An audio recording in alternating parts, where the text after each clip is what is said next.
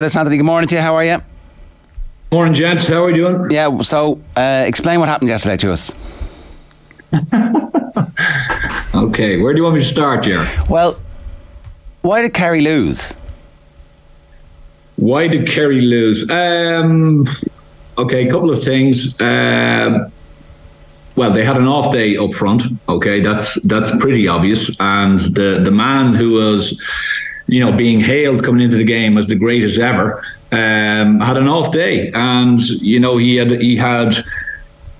I think a lot of that is to do with the way Dublin set up against him, and a lot of that was to do then with his own frustration and his own maybe weight of expectation on his shoulders. And due to that, he started to, which a lot of people do, and he's only human, and lots of sports people do it, he started to snatch at things, and he started to go for things that he probably should not have gone for. There was at least probably 2 or 3 shots that he took on where you'd kind of go, wow, if you're really going well and you're slotting everything over, that goes over. But when you're trying to find your rhythm and you're frustrated, as you could see when he was kind of pulling his hair and, clenching his fists after 1 or 2 easier mistakes, those scores don't go over. And the defender knows they don't go over. And all the defenders around you know they're not going to go over. And they give you plenty of stick for it. So I think that was a big outcome on it, Cher. We said last week that if Mick Fitzsimons kept him to probably 7 or 8, he would be doing a serious job.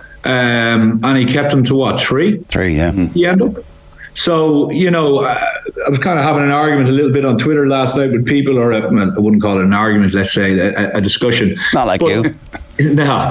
Well, I thought Fitzsimons did an unbelievable job because, again, like stuff we mentioned over the last few weeks, people don't notice the stuff that defenders do where they're covering off, 6 balls in a row and they've managed to cut them out, and then the forward gets that 1 ball. Like Fitzsimons was doing an unbelievable job on him. And a lot of times when fellas are given man-marking jobs, they just stick to the man, and they kind of turn their back on the rest of the play. And what happens is other fellas get on the ball and get easy scores. But if you watch him, even on the very, very last one in the 72nd or 73rd minute, he actually, Clifford passes the ball and he actually goes to someone else, and the ball switches back to Clifford. But you could see his desire to try to help his defenders. Now Clifford ends up, clipping it wide, and you probably as a manager would say, Jesus, why didn't you stay on him?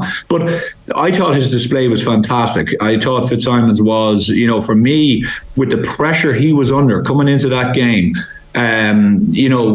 psychologically, going in, as I talked last week about going to bed on Saturday night, but what he was thinking of that daunting task of taking Clifford.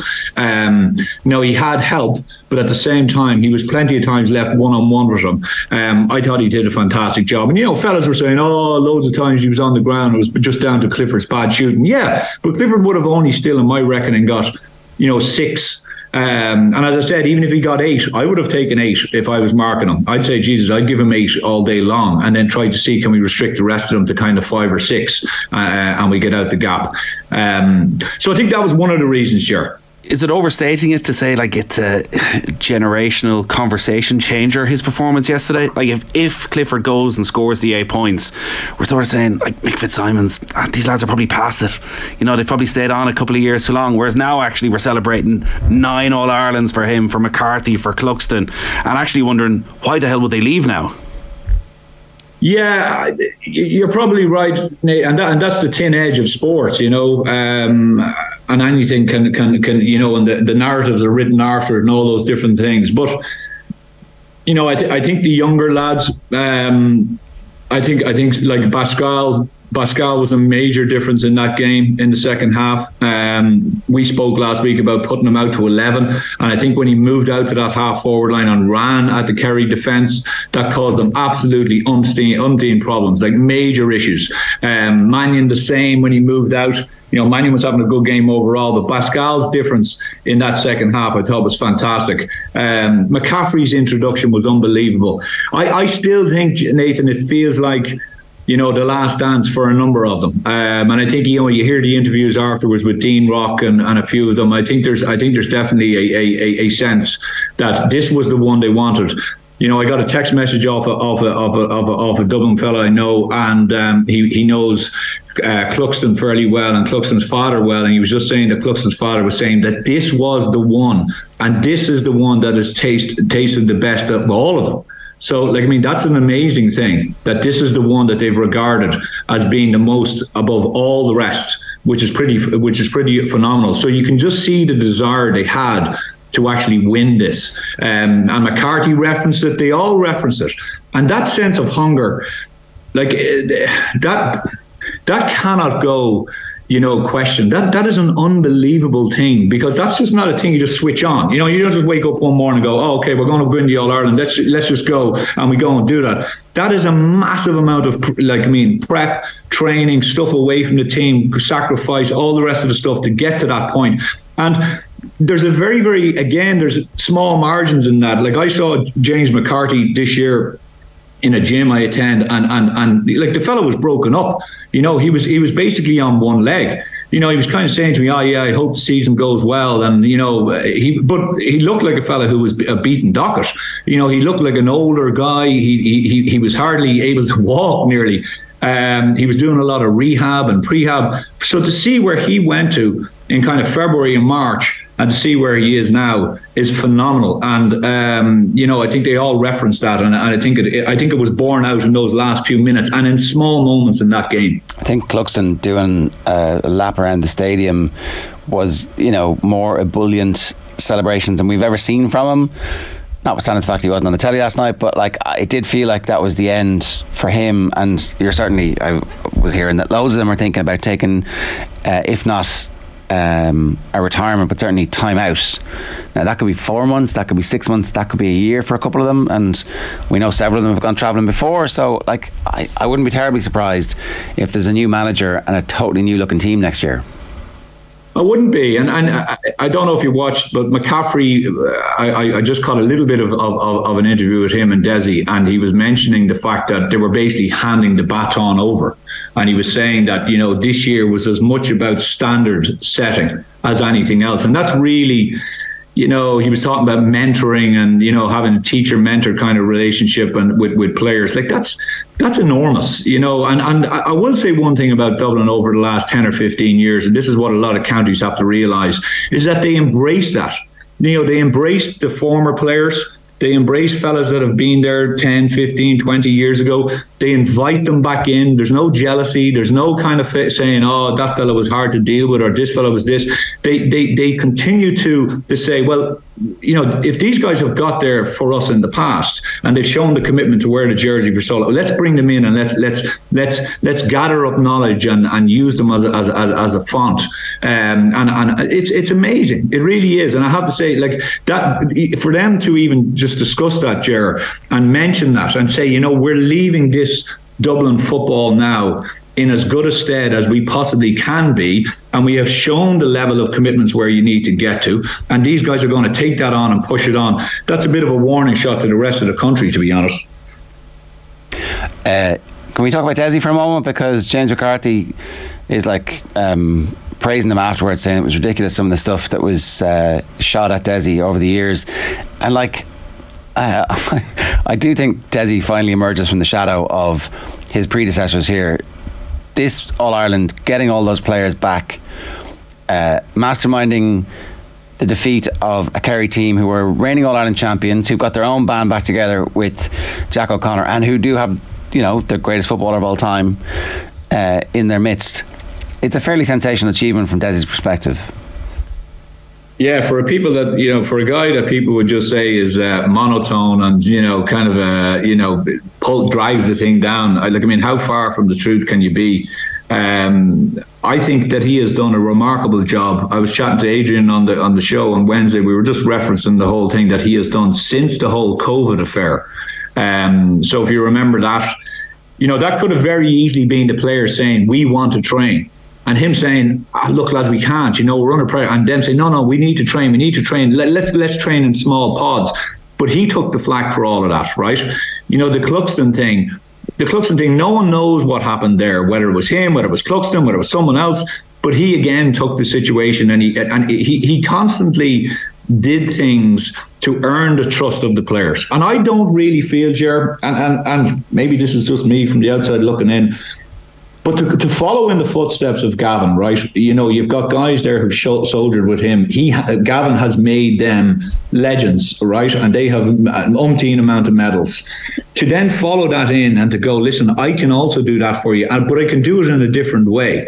You know, because if you remember, and I questioned it, we all questioned the style of football that they were playing maybe in the league at the start of the year and last year, where the likes of John Small or these fellas were coming up from the back and taking shots, and people were saying, oh, that's not the way they did it under Jim Gavin. You know, they wouldn't do that. But Desi was trying to instill this probably new style of, which he had to. He couldn't go back in and just say, okay, well, what he did, I'm just going to repeat it, because it would have been totally boring. And also the players would have found chinks in it, and they definitely would have said, you know what, this guy has flaws. So what he did was he put his own imprint on it. And you know what?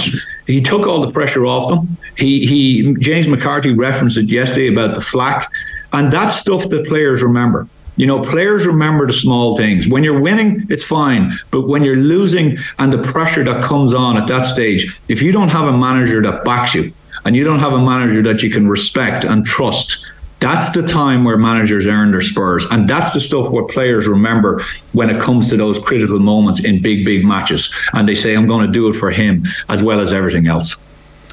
A lot of the focus is obviously going to be on David Clipper's performance from a Kerry side, but when Jack O'Connor and his management team are analysing this over the next few days, what are they going to be looking at that they got wrong, that they could have done better? You know, it was a messy game, Nathan. People won't really. Croke Park has a weird kind of a surface, in the sense of when it rains. You know, a lot of times on a pitch, you know, it kind of you get a bout of rain, and that kind of misty, showery rain, and it kind of soaks it in. Where Croke Park, it literally stays on the top of the surface, and it makes the ball and makes the surface unbelievably slippy. Like, you can't overemphasize that. It's very, very difficult to keep your footing, whether you're twisting or turning or, you know, necessarily bouncing the ball. And the amount of turnovers was unbelievable. Like, if you watch the first 6 or 7 minutes of the second half, you kind of go, geez, this is pretty poor standard, because there was balls out over the end line, there was lads dropping balls, there was hand passes to lads' feet, there was hand passes over fellas' heads, there was all sorts of stuff. Now, you can talk about it, intensity in the tackle and all of that stuff, and there was plenty of that. But some of the execution was a little bit off. Was that nerves? Was it the intensity of the game? Was it the conditions? I think it was all of that. I think where Kerry faltered was, we worried a little bit all year about their midfield. We worried a little bit about their half back line, their half forward line, 10 and 12, you know, and I think inevitably what happened was they just didn't have enough fellas who could put the ball over the bar. Now, I think Gainey really showed up, to be fair to him. And I also think Sean O'Shea blew hot and cold. But outside of that, you know, Paddy was the standout forward for me. Paddy absolutely took the mantle on when needed, and he really drove at Dublin, and he did what he needed to do in that purple patch they got in the second half.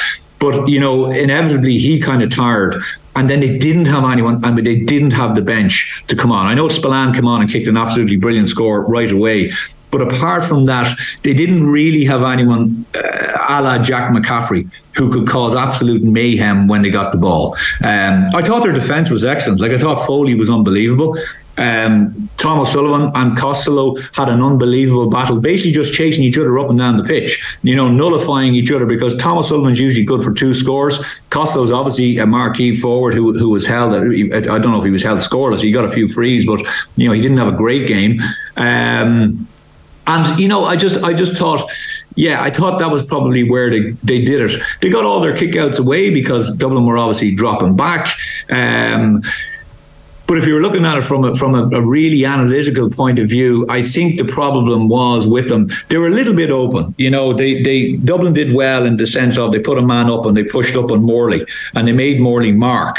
And that was a positive. And then once Dublin ran at them down the middle and came at them with pace, real pace, and fellas off the shoulder, that caused issues for them. But I think ultimately when they sit back and they analyse the year, they say, well, if the greatest player who has ever played the game is slightly off, have we got enough around it to really pick it up? And inevitably the answer was no. Yeah, I think there's midfield reinforcements coming next season as well, so like there is something for them to cling on to in terms of what will happen next year, that there could be enough of a change. Having said that, you would still expect the half-backs and the half-forwards to be largely the same, unless maybe the Spillans end up starting and reaching a point where they're consistent enough. So it's going to be bleak enough from Kerry's perspective, in that they will feel that this is one that they were the main reason they lost. I think they will, Ger. It is a hard one for them. They're going to have to sit down. I think the easy thing will be, and the easy excuse and the easy narrative will be, David had an off day. And because he had an off day, if he had the shooting boots on, sure, Jesus, we would have won by 5 or 6. I don't think that's not really 100% accurate, because if you watch a lot of the times, now I counted probably 2. Do you remember the one where he kind of sliced inside and he did a beautiful little slalom through Dublin players on his right foot and he kicked it wide in the left? That was an easy score. He should have kicked that, right? There was another one then where he came in from the left-hand side and he clipped it wide. That was another. As I said, he probably had another 3 to 4 where you'd say, yeah, he should get those. So that brings him up to 7 or 8. And as I said, that's an okay return for him, right? If he's getting 109, 110, but that's the kind of expectations we have for him, which is unbelievable. Yeah. But that is how good he is. So I think they also need to go back a little bit, and they need to say, right, as you said, where are we from that midfield point of view? Where are we from our half forwards, our 10 and 12? Have we enough that, like, I thought Stephen O'Brien would have been much more effective coming onto the pitch. I thought he had an off day. He ran into trouble a lot. He didn't really affect the game. When you come to All-Ireland final day, you need to be playing at 8, 9, 10 out of 10. That's where your levels have to be to really go and do it. And if you're having a 5 or a 6 out of 10 and you're getting on the ball, but you're not really doing a whole pile with it, and you're not really massively, as I say, affecting the game and causing threats, and I thought a number of that Kerry forward line were in that camp, and indeed their half back line. So they've got a little bit of work to do. But I'm sure that they'll unearth some players down there, and they'll come again. Look, the spine is unbelievably strong, and I think they will look back again and say, yes, we had opportunities. But on the flip side, the goal they got was a great goal. It come at a really brilliant time for them. But I think they could have been 2 or 3 more behind at that stage. Like, Con had an easy mark, which he should have just taken and tipped it over the bar, and it would have been 7-3. Somebody definitely in the build-up have been like, they'll have been having a word with him because he took a mark in the semi-final, where the sense was he should have taken his man on. He does take his man on. It's like it skews the ball wide. So Con didn't look like Con all year, even though he was supposed to be the difference between the team this year and last year. It was he didn't quite hit the standards, did he? No, I don't think he probably did. That we expect of him, I mean. Yeah, obviously I expect of him. I think he probably suffered a little bit of an identity situation, in the sense of like I love the fact that when he wins a mark, he just thinks of, okay, I'm taking you on, right? That is the way it should be. But again, I think a little bit like Clifford, right? Sometimes you have to do less, kind of to let others be more, right? And I think even in that situation where he cracks it off the crossbar, if you look, Pascal is making a run off his left-hand side. And if he slips him the hand pass, because at that stage Foley was done, he got inside him, he'd probably taken a few extra steps. But if he had slipped him a hand pass, there was 2 of them coming in. There was a defender goal, but I think they would have got an easier goal. The one at the first half where he marks it, just get yourself into the game. Get an easy score. He kind of seems to be a fella who, again, is feeling that pressure and is trying too much to kind of do things. But look, look, you know what? People will go on and they'll give out, and we're trying to analyse the game. Like, the level of intensity, the fitness levels, the tackling, the ferocity, all of that, and the skill levels for large parts of the time in a very, very difficult conditions was brilliant yesterday. It really, really was. Some of the scores that were taken. And I'm delighted for Pascal. I think he has had an awful lot of critics. I was questioning him at the start of the year because I just felt that he wasn't doing what he did yesterday. He was dishing the ball off a lot, and he wasn't really. And like he for me was instrumental in that second half period for Dublin in turning the game around. Him and McCaffrey. And by the way, if you want to go back to what you need from impact players and what you need from your half-backs and your half-forwards, you need what McCaffrey did. If you just watch him every single time, he just eyed his man up and said, right, I'm going by you. There was none of this going lateral. There was none of this going back to a man.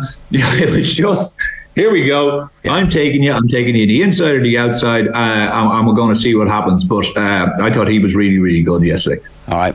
Was he good stuff? Thanks a million. No bother, lads. It's who's your footballer of the year? Sorry, before we let you go. Oh yeah, nice easy one there, Jared. Thanks. Yeah, Jesus, you have me. I don't know. Like McCarthy, obviously, it's McCarthy won it. He was the RTE one, yeah, and he's massive odds on now to win it. It's a lifetime. I don't know. It's a lifetime achievement award. He should have got it before, but anyway. Yeah, I would absolutely. Yeah, I think. Can we hold that one? Come back. Yeah, okay. We'll do that. Yeah, Fenton is definitely in the running. Fenton is Cluxton has to be in the running. Cluxton, yeah, I think so too. But I'm talking enough about Cluxton. Like in those conditions yesterday, not to lose a kick out. Maybe Cluxton and Brian Howard, because again, like Howard going back and those short little balls where one mistake, Kerry are in and they pounce, and they never made the mistake once. Yeah. No, and you're right, by the way, and I have it. Sorry, I know you lads want to move on, but the Cluxton was, because what happens is, Nathan, you see a score going over, right? And then they get the kick out of the way and you say, that was pretty easy. But actually the pressure that is being applied at that time, because if you don't get that kick out of the way, now one score becomes two, and all of a sudden, Kerry are totally up. They never, ever got a chance to build again after they got a score. And that was down to Cluxton and the movement outside. Potentially the most important Gaelic footballer ever. Like that's the type of nonsense that we have to talk when we're talking about Cluxton, because there's no other way to frame the impact that he's had in the game, and the fact he's coming back at 42. Like he's slowly ambling up to take the free, completely sucking the life out of the entire, and then just nailing it. You're like, wow, this is ridiculous. First score of the day, Jar. Yeah, just walks up on the right for a right-footed kicker and just goes, yeah, no problem, bang, straight over. And even the one, do you remember the one Clifford skies up in the air? Yeah. And it's hanging. And some fellas would go and attack that high, right? And he just waits, just boom, thanks. And the Kerry forward comes in literally a second later, and he just has the time, and he just, as calm as you like, just comes out with it. Like, look at the amount of shots really on goal as well. Like, I know Kerry got the goal, and then they had the one that was cleared off the line. I thought Dublin probably had a few more chances. I don't know if you remember the one where Kilkenny was going through and he hand passes a ball to Pascal high. They end up getting a score from it from Mannion. But if he gives that on the chest, they're running right through on goal. There was probably 2 or 3 chances for Dublin. Yeah. But look, Cluxton has been, without doubt. But I think Dublin are served well there. I think they're okay. I think Evan Comerford and it's not like there's going to be a major deficiency, but of course there will be, because, as you say, he is probably the most important player of the last 15 years in Gaelic football.